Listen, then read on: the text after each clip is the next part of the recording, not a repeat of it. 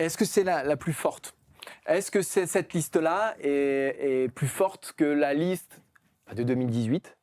Est-ce qu'elle est plus forte que la liste de 2022? Pour moi, en tout cas sur les individualités, parce que là, on va, voilà, quel sera le juge de paix? Ce sera la compétition. Mais si on prend juste au niveau individuel, cette liste-là, pour moi, elle est nettement plus forte que la liste de 2018. Ouais. Elle est plus forte que la liste de 2018, où on avait, rappelez-vous quand même, on se rappelle, au niveau des latéraux, c'était des Pavard, c'était des Sidibé, c'était des joueurs qui avaient peu de références. Devant, les remplaçants, c'était Fekir, c'était Thauvin, c'était Lemar. Là, les remplaçants, ce seront Doué, ce seront Cherki. Donc, ce sont des mecs qui gagnent des Ligues des Champions, des mecs qui sont titulaires en Première Ligue. Donc, rien que pour ça, je trouve que cette liste-là, en termes juste d'individualité, elle est plus forte. Ce qui manque peut-être... c'est un peu dur. Au milieu de terrain, tu avais quand même un Pogba et un Kanté qui étaient largement au-dessus. Alors peut-être qu'au milieu, c'est un peu moins fort, mais je trouve que cette liste-là est plus, encore une fois, juste sur les individualités, plus forte que la liste de 2018. Alors je vais décaler parce que je vais sur le haut. Je pense que la liste la plus forte sur le papier d'individualité, c'est 2021. Oui. Sur le papier. Parce que, alors, ou 2022. Non, moi je pense que je préfère 2021 parce qu'il y a Pogba, il y a Kanté. En fait, on a le meilleur de ce qu'on a en 2018. En fait, l'équipe de 2021, de l'Euro 2021, c'est l'équipe de l'Euro 2000 pour l'équipe de France 98. C'est l'émanation encore plus forte, avec des individualités encore plus fortes, avec Benzema qui arrive. Alors, Benzema, Griezmann, Giroud, Mbappé voilà, quand même. Il faut se rappeler, le match de l'Allemagne, le premier match, il y a Griezmann qui joue quasiment plus ou moins lié droit, qui est dans le couloir droit. Et devant, on a quand même le trio qui ne marchera jamais. Mais c'est aussi ça le problème d'Elise, c'est qu'elle a beau être audacieuse, qu'on veuille, elle a beau être belle, ceci, cela, c'est pas ça qui fait qu'on est champion du monde ou qu'on n'est pas champion du monde. Il suffit de regarder l'équipe avec laquelle l'équipe de France termine la finale de la Coupe du Monde 2022. Si on m'avait dit que Dissassi, Kamavinga, Colomboigny, Thuram joueraient une finale de Coupe du Monde et seraient potentiellement les sauveurs de cette équipe, j'aurais pas dit, mais je pense que avec le recul, je pense que, et moi j'étais le premier à le dire, parce que tu sais que moi je suis le rabat-joie des deux, 2021, le chiant des deux. Le chiant des deux, que 2021, avec le recul, elle est magnifique cette équipe-là. D'ailleurs, il n'y a qu'à voir les solutions que Deschamps, parce que pendant l'Euro 2021, il a beaucoup de blessés, notamment le Portugal, on voit que ça ne marche pas. Mais sur le papier, il a des joueurs interchangeables, il fait rentrer des joueurs, on se dit, mais le réservoir est incroyable. Et il y avait un super Pogba. Voilà. Alors, ce qui est rigolo, c'est qu'il y a beaucoup de critiques. Mais là, êtes-vous satisfait de la liste de Deschamps? 86% des gens disent oui. Bah oui, mais c'est toujours pareil. Ceux qui disent, c'est comme, tu sais, on est sur ceux qui mettent des commentaires, généralement. C'est pas ceux en 2016, Mangala, ça c'était l'audace. C'est très drôle ça. C'est vrai. Ça c'était très très drôle. Schneiderlin et Gamero, c'est sûr. Mais voilà, alors attention, faut jamais. Regardez pas avec. C'est anachronique. Si peut-être que dans 4 ans, on dira Lacroix, c'était audacieux. Exactement, Lacroix, ça se trouve, il ne va pas jouer de la Coupe du Monde. Derrière, sa compétition ne sera pas terrible. Sa carrière ne sera pas terrible. Encore une fois, il ne faut jamais regarder. C'est difficile de le voir, mais je pense que oui, des listes de Deschamps, je mettrais quand même 2021. Et celle-ci est pas mal quand même. Non, mais celle-ci est pas mal aussi. Parce que, individuellement, mais il y a moins. Mais d'ailleurs, je crois que c'est le sujet de Yanis, on va peut-être pas. Oui, exactement ce que je vais dire. Parce qu'on accueille Yanis. On t'a un peu bouffé ton truc. C'est lui qui a démarré. Mais c'est ok, mais c'est pas grave. Je savais pas, il faut dire les choses en avance pour les préparer. La Stream Team nous a toujours dit que c'était une guerre d'ego. Voilà. Moi, je suis nouveau, je me fais un peu marcher dessus, mais c'est pas grave. Cyril, rebonsoir, messieurs. Que la conf n'est pas démarrée, mais ça c'est juste après, on parlera évidemment du 11. Et on vous fera notre tableau final et vous saurez, Yanis, tu sauras qui va gagner la Coupe du Monde. Non. Si, tu sauras, mais qui va se faire éliminer en 16e aussi, tu vois, il y a une équipe. Mais l'Algérie bat qui en finale? Non, l'Algérie est éliminée dès les 16e de finale. Alors dites-nous dans le chat si vous pensez que l'Algérie gagnera la Coupe du Monde. Voilà. Mais on va ramener beaucoup de viewers grâce à ça. On espère bien. Messieurs, rebonsoir. Donc là, vous avez déjà commencé le sujet, mais c'est pas grave. Ouais, c'est vrai. On fait partie des 3 grands favoris pour gagner le mondial. Je dirais 2. On peut le dire, 2. Les 2 grands favoris. Nous et l'Espagne. Ouais. On est d'accord. Je voulais qu'on compare donc plus précisément la liste 2026 avec la liste 2018, la dernière fois qu'on a gagné le mondial. On va fonctionner ligne par ligne. Et à chaque fois, je vais compter jusqu'à 3 et vous allez me dire 2018 ou 2022. 2026, pardon. Pour me dire. Les joueurs on va citer les joueurs, on va les voir à l'écran. C'est bien fait quand même. Exactement ce qu'on vient de faire. Mais voilà, bon, on va le faire plus précisément. On a l'énergie à 2021. Ouais, tout à fait. Et là, on va pouvoir le clipper. On va regarder d'abord pour les gardiens. Alors déjà, il faut préciser qu'en 2018, il y avait 23 joueurs. Ah oui, c'est ici 23 plus 10. Donc Areola, Lloris, Mandanda, c'est absolument pas chaud. Maignan, Samba, Risser, donc 2018-2026. 100 fois 2018. 2018. C'est plus fort. 2018, c'est plus fort. Ah ouais. Oui. En amont déjà, Ouais. et même après, parce que, rappelons-nous, le tournoi D'Hugo Lloris, qui est monstrueux. Fantastique. Après, Maignan fait un grand euro, dernier euro, voilà. Mais pour l'instant, Maignan, quand même en dessous de Lloris, en termes de historique, on ne peut pas comparer. Immense avantage. Et puis Mandanda, Samba, voilà. Donc, t'as pas la 2018. même certitude. Voilà. 2018. Je pense qu'il n'y a pas photo là-dessus. On va aller sur les défenseurs. Ouais, défenseur, je pense que c'est un peu plus compliqué. Mais bon, Attendez bien la fin pour me dire votre réponse. 2018, donc Lucas Hernandez, Kipembe, Mendy, Pavard, Rami, Sidibé, Umtiti, Varane. Quoi contre Gusto, Koundé, Konaté, Saliba, Upamecano, Hernandez, Lucas. Digne, Théo Hernandez, Maxence Lacroix. 3, 2, 1. 2026. 2018. Ah, intéressant. Pourquoi, messieurs Martin, tu commences. On peut les remettre ou pas Saliba, Upamecano et Konaté, c'est quand même 3 défenseurs centraux de très très haut niveau. Là, on parle de Bayern Munich, Arsenal, Liverpool. Donc c'est très très costaud. Ça n'a pas l'expérience d'un Raphaël Varane, ça c'est sûr. Et Umtiti qui va faire une compétition exceptionnelle, mais je pense quand même que ces 3-là, c'est très très costaud. Après, sur les ailes, les 2 fois... On a les mêmes incertitudes. On a les mêmes incertitudes. Les 2 fois, on a les mêmes incertitudes, avec quand même un Lucas Hernandez et un Théo Hernandez qui ont un peu plus montré que Pavard, que Mendy, que voilà. Mais tu as quand même aussi un Koundé qui, l'an dernier, on en discutait pour être le meilleur latéral droit du monde. Donc, pour moi, 2026, c'est plus fort. C'est pas gigantesque l'écart, mais pour moi, c'est plus fort. Maxime, t'es pas d'accord? Non, je suis pas d'accord parce que notamment, alors, des incertitudes sur les côtés. En fait, quand on aborde la Coupe du Monde 2018, il n'y a pas d'incertitude sur les côtés. Ah si. Non, mais attends, laisse-moi finir. Ça doit être Sidibé. Oui. Ça doit être voire Benjamin Mendy, mais Lucas Hernandez, je pense qu'on n'a pas une meilleure version de ce Lucas Hernandez en équipe de France. Lucas Hernandez de 2018, c'est Vicente Lizarazu. Oui. C'est un joueur hyper complet. Mais au moment de la Coupe du Monde, pas avant la Coupe du Monde. Non, mais au début, si tu prends au départ. Voilà. Varane, je vous en parle pas. Non, voilà, c'est le taulier absolu. Et même s'il y a tout le temps des doutes sur Varane au début de chaque compétition, ça c'est un truc de dingue quand même. Mais bon, c'est Champions League. Il y a même des doutes sur la liste. Donc, voilà. Non, moi je pense on peut la revoir la liste d'ailleurs. Je pense qu'il y a un point faible à l'époque, mais qui n'est pas vu comme tel, c'est Benjamin Pavard à droite. Et puis derrière, tu as des joueurs quand même expérimentés comme Adil Rami qui peuvent faire le job derrière. Oui, mais bon, si je compare Adil Rami à Ibrahima Konaté au niveau du 3e homme en défense centrale, bon, Maxime. Non, mais je suis pas d'accord. Non. Moi, je pense que le QA. Alors, je vais te le faire. Mais on les note bien avant le début de la Coupe du Monde. On les note avant le début de la Coupe du Monde. Pour moi, sur les dynamiques, etc. Dites-nous aussi dans le chat. Parce que toi, effectivement, le quatuor qui joue contre l'Australie, dans sa globalité, est plus fort que les 4 qu'on mettra. Oui, parce qu'il faut une grande Coupe du Monde derrière. Mais au départ, on a des énormes questions sur eux. Des énormes questions sur Hernandez, sur Pavard.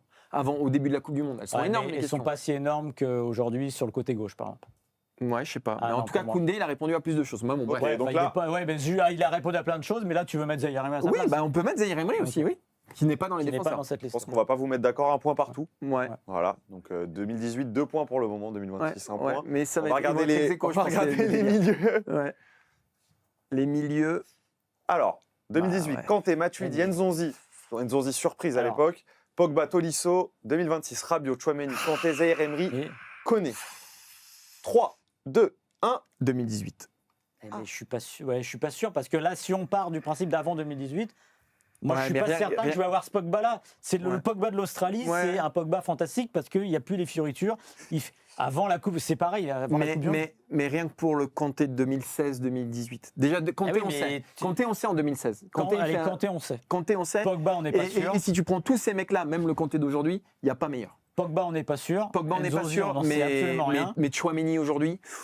Voilà. Oui, mais Tchouaméni aujourd'hui, il a plus. Alors, je pense qu'il a plus de garanties que 3 des 4. Oui. Là, j'ai quand même l'impression qu'en 2026, on a 5 joueurs qui peuvent être titulaires. Oui, on a à tout moment. Exactement. Au niveau de la densité, je mettrais 2026. Après, au niveau de ce qu'ils peuvent apporter que des titulaires, je mettrais 2018. Donc pour moi, les titulaires. Matuidi, c'est la pierre angulaire de cette équipe. Sans Matuidi, ça ne gagne pas. Donc tu dis 2018 aussi ou 2026? Non, mais c'est dur. Mais il faut choisir, Maxime. Ah, mais c'est dur.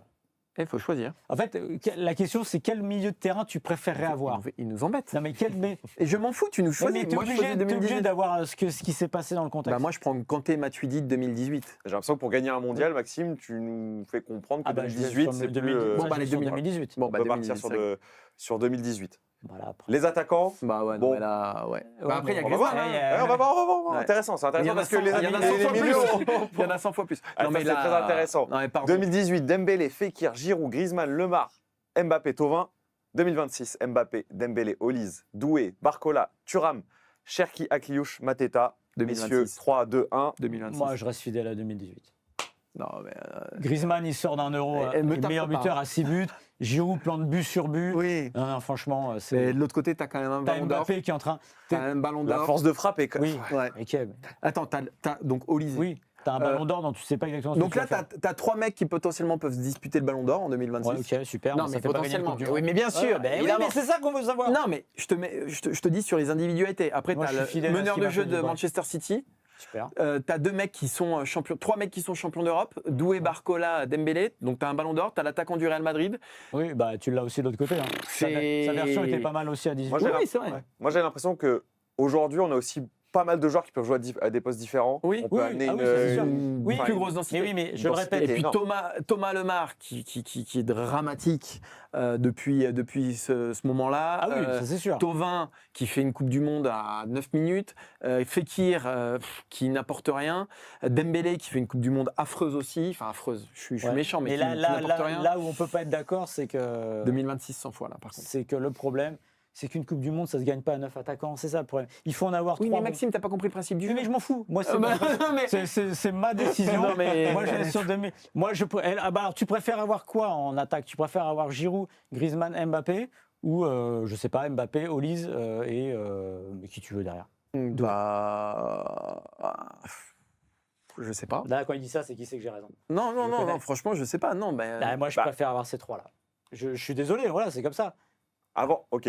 Ah oui, intéressant. Non, mais alors là, pour le coup, autant je veux bien pas être sûr de ma défense, mais alors là, mon attaque, avoir le Griezmann de 2018 qui arrive pleine balle, le Giroud, tu sais qu'il va mettre ses buts, enfin qui n'a pas mis, mais qui fait le job, et Mbappé qui n'a pas mis. Non, mais tu sais, le paradoxe, c'est aujourd'hui, alors d'ailleurs, ça je vais en parler tout à l'heure, le bashing sur Mbappé.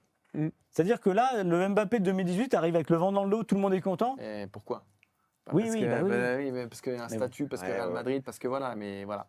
Donc, mais ça aurait été bien de le faire. Donc 2018 gagne. Pour vous, 2018. Mais après, pour le truc, c'est avec le. Voilà, on a aussi une vision différente aujourd'hui. Maintenant, moi, la question que je voulais vous poser, vous suiviez déjà l'équipe de France à l'époque. Oui. Quand elle sort en 2018, cette liste, il y a 6 joueurs qui étaient déjà là en 2014. Donc, ouais. Ça fait à peu près 25% de la liste. Donc c'est pas énorme. Oui, il y a un gros renouvellement. C'est monstrueux même. La moyenne d'âge, c'est 26 ans. Ouais. À l'époque, on disait que c'était une équipe assez jeune. Ouais, très jeune. 24 sélections de moyenne, donc c'est aussi très jeune. Ouais. Ce qui est intéressant, c'est qu'en fait, avec la liste d'aujourd'hui, c'est à peu près les mêmes chiffres. On est à 26 ans de moyenne environ. On est à peu près à 26 sélections de moyenne. C'est-à-dire qu'il y en a qui ont très peu de sélections, mais d'autres qui ont beaucoup plus de sélections. En 2018, quand vous voyez la liste sortir, qu'est-ce que vous en pensez, vous? Tu veux que je te dise? Ouais. Bah, moi je dis qu'on va être champion du monde. Mais c'est vrai ou pas, Maxime? Mais oui, mais il dit ça tout le temps. Mais c'est vrai. C'est ça qui est formidable. Mais c'est vrai ou c'est pas vrai? C'est pour ça que je l'adore, parce que s'il était comme moi. Mais c'est vrai ou c'est pas vrai? Mais non, Maxime, sois honnête. Je dis qu'on est champion du monde. Mais tu dis ça tous les 4 ans. On est champion du monde. Et ben, il y a tous les 4 ans. Non, 2014, je l'ai pas dit. Le palmarès de Martin, c'est. 2014, je l'ai pas dit. 2018, 2022. Bah oui, mais 2022. Non, mais tous les 2 ans. Non, mais 2022, on est à ça. Mais tant mieux, mais je vais pas te reprocher de dire ça. Donc, Maxime, vous savez ce qu'il dit en 2018? Que l'Allemagne va être championne du monde. Qu'est-ce que tu dis, Maxime, en 2018? En 2018, franchement, non. Mais l'histoire de l'Allemagne, c'est parce qu'on devait tous présenter une équipe, j'ai accepté de représenter l'Allemagne. Bon, bref, ça, je vais le redire 10 fois, mais c'est pas grave. Et tu veux que je te dise? Je m'en rappelle pas. Mais je crois pas qu'il y ait de. Il veut flinguer tout ton format. Non, mais il n'y a rien d'illogique dans cette liste de 2018 pour moi. C'est-à-dire qu'elle ressemble à une liste des champs, comme celle de 2026 ressemble à une liste des champs. C'est une liste qui correspond au pragmatisme de Deschamps. À l'époque, la force, c'est peut-être d'avoir des joueurs meilleurs au milieu et défensivement. C'est d'avoir en plus cette chance d'avoir cette étoile qui arrive, c'est Mbappé. Mbappé, il change beaucoup de choses en 2018. Et en 2026, il a compris que l'attaque et les joueurs offensifs étaient les plus forts, donc il s'adapte. Qu'est-ce que ça donnera? Je ne sais pas. Est-ce qu'on sera à 2 milieux de terrain? Sans doute au début. À la fin, j'en sais rien. Mais je vais te dire un truc. En tout cas, c'est une liste qui était logique. Il y avait le seul crève-cœur de 2018, mais là, on le sentait venir parce qu'il se blesse la veille. C'est Dimitri Payet. Ouais, et Koscielny aussi. Voilà. Dimitri Payet, normalement, globalement, ce qu'on sait avec le recul, c'est qu'il aurait dû être dans la liste. Or, il se blesse lors de la finale de la Ligue Europa avec Marseille contre Atlético. Et il sort cette liste-là. Mais pour le reste, il n'y a pas grand-chose à jeter dans cette liste 2018 qui ressemblait à quelque chose de logique. Le seul truc qu'on n'avait pas imaginé, évidemment, c'est que Thomas Lemar disparaîtrait du 11 et on mettrait Mathieu Diaz. Mais ce qui est intéressant, c'est qu'aujourd'hui, quand on regarde les chiffres, il y a 11 joueurs qui étaient déjà là, vous les avez montrés tout à l'heure, en 2022, donc on a en soi plus de certitude sur une grande compétition. Oui. Alors, je ne sais pas si tu as plus de certitude parce que tu es finaliste de l'Euro 2016. Donc tu sors quand même d'une finale à l'Euro 2016 où tu fais un énorme tournoi et beaucoup plus énorme que la demi-finale de l'Euro 2024. Et oui. Donc, mais avec des joueurs qui n'étaient pas là après en 2018. Mais si, 2016-2018, si t'en as quand même. Si, t'en as quand même. Non, moi, si je devais comparer, tu disais tout à l'heure, Mbappé, c'est celui qui fait la différence en 2018, à cette étoile-là. Si je devais comparer à quelqu'un dans la liste 2026, ce serait Olise. Parce que Olise, tu as aussi cette étoile-là, le mec qui devient, qui se révèle en Ligue des Champions complètement. Bon, ça fait un peu plus de temps qu'Mbappé qu'il est là, mais malgré tout, il a complètement explosé au Bayern Munich. Et il donne une dimension à cette équipe de France que Mbappé a donnée en 2018. Dans un autre style, avec un autre âge aussi, parce qu'Mbappé était encore plus jeune. Et Mbappé, on en parlait beaucoup plus parce qu'il était en championnat de France, il défendait les couleurs de Monaco, donc on avait beaucoup plus suivi son parcours. Mais ce qu'a fait Olise au Bayern en Bundesliga et en Ligue des Champions, ça donne une dimension énorme à cette équipe de France, d'un point de vue français, mais aussi d'un point de vue international. Je pense que les observateurs, les suiveurs et même les joueurs ou les coachs des autres sélections se disent, en plus, ils ont Olise. C'est-à-dire que Dembélé et Mbappé, ils sont là depuis des années dans cette équipe de France. On connaît. Kanté, on connaît. Même Saliba ou Upamecano, ils sont là quand même depuis quand même un certain nombre d'années. Des gros points forts. Olise, il débarque et c'est déjà quasiment un des meilleurs joueurs du monde. Donc il donne une autre dimension à cette équipe de France pour moi. Maxime, toi, tu le vois prendre ce rôle de booster, de patron de l'attaque des Bleus, même si... En tout cas, il a tout court. On voit regardez le match aller face au PSG. Là, on attend de voir la même chose. Alors évidemment, il ne sera peut-être pas forcément dans la même position, mais oui, en effet, c'est potentiellement le game changer, oui, tout simplement. Parce que il y a eu un creux, il y a eu un trou quand Griezmann a disparu. On s'est dit, mais qui va... On a suffisamment souffert justement d'un manque de créativité du milieu de terrain, un manque de lien avec la disparition de Griezmann, avec la disparition de Pogba, qui était vraiment le lien entre les deux. Lui est arrivé... il y a eu au début un petit peu de timidité, mais c'est normal. Griezmann a été timide pendant 1 an et demi, sauf que là, il a pris ça à bras-le-corps, et là, il est dans une période tellement faste qu'on n'imagine pas autre chose qu'une grande Coupe du Monde. Moi, j'aime pas parler de ça aussi, mais dans 5 coins de sa tête, il y a évidemment le Ballon d'Or qui est largement gagnable sur ce qu'il fait. Donc, s'il fait une grande Coupe du Monde, en gros, il peut faire le bingo, c'est-à-dire un Ballon d'Or, une Coupe du Monde et faire la saison de sa carrière. Et pour le coup, c'est une explosion qui apporte un truc différent. Il a le pied gauche qu'avait Griezmann, mais dans un registre très différent, plus dribbleur, beaucoup plus offensif même. Et si la France passe à 4 attaquants, à la base, c'est aussi parce qu'il veut mettre Olise dans les conditions les meilleures pour lui, c'est-à-dire en soutien de l'attaquant. Donc ce changement de système, il est pour Olise. Et chapeau à Didier Deschamps d'avoir très vite compris que c'était à lui qu'il fallait donner les clés de cette équipe de France. Nous, on l'a vu bien après, on s'en rend compte là avec le Bayern Munich, même s'il est bon déjà la saison dernière, mais Deschamps, il a tout de suite saisi le potentiel d'Olise. Au départ, c'est vrai qu'il était moyen, il l'a maintenu dans cette équipe-là. Il a très vite fait de lui le successeur d'Antoine Griezmann. Ça a été évident tout de suite pour Didier Deschamps. Bravo à lui, parce que la suite de Ricardo lui donne raison, mais si on joue à 4, c'est grâce à Deschamps qui a compté sur Olise. Merci beaucoup, messieurs. Le mot de la fin, il sera pour Nicolas qui nous dit Mateta sera cette fois le même Mbappé de 2018. Ouais, alors ça, j'ai un doute. Et je crois que c'est Nicolas aussi, Olex, qui dit 2018 meilleur titulaire et moins bonbon. Je suis un peu d'accord avec ça. Ouais, c'est une bonne. Mais encore ouais. Ouais, si, quand même. Et on nous parle aussi beaucoup sur le chat du milieu de 2018. C'est ça. Pogba, Pogba, c'est fantastique. Oui, t'as pas l'équivalent. Aujourd'hui inégalable peut-être. Même Rabiot, c'est très fort. On a tendance à sous-estimer Rabiot parce qu'on ne le voit pas en Ligue des Champions, parce que Chaque fois qu'il est en équipe de France, il met des taquets. C'est dommage, on aurait pu le voir cette année à Marseille. Oui, c'est vrai. Ouais, ça c'est bizarrement ça s'est mal passé. Mais en tout cas, ne pas sous-estimer Rabiot. C'est sûr que lui, il joue pas à Real Madrid, Barcelone, PSG, Bayern Munich. Il joue pas dans ces sphères-là. Malgré tout, chaque fois qu'il est appelé en équipe de France, il est très très très très fort. Tchouaméni détient pour moi une partie du destin de l'équipe de France.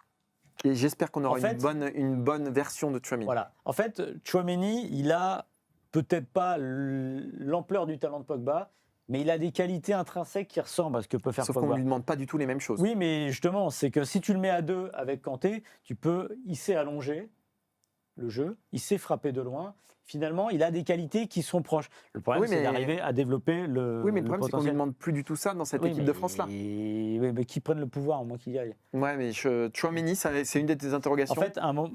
Et puis, tu as Kanté sur le banc quand même. Donc, à un moment, si Tchouaméni, ça se passe mal, si Rabiot, ça se passe mal... Thomas Boutin qui nous dit on sous-estime aussi les perfs de Koné en équipe de France. Oui, tout à fait. C'est vrai. On l'a pas vu là sur le dernier rassemblement, donc on a peut-être un peu oublié, mais c'est vrai que... On les sous-estime pas, mais le problème, Tchouaméni, Kanté, Rabiot, il y en a au moins 3 qui passent devant. Koné, il est titulaire dans 90% des sélections aussi. C'est le problème de cette équipe de France, quoi. Merci beaucoup, messieurs. Merci Yanis, quel charisme. Plaisir. Quel charisme. J'espère que ça vous a plu. J'espère que ça a plu au chat également. T'as un petit On message a perdu environ 300 viewers depuis. Comme chaque fois que tu viens. T'as peut-être un petit message à faire passer à la famille, aux amis. Non. Bistro Vélo, tous les lundis, sur la chaîne YouTube d'Eurosport, sur HBO Max, voici ce que je sais. Alors j'ai envie de te dire, ça tombe bien que tu t'en ailles, parce que la conf vient de commencer. Donc on va décrypter les propos de Didier Deschamps.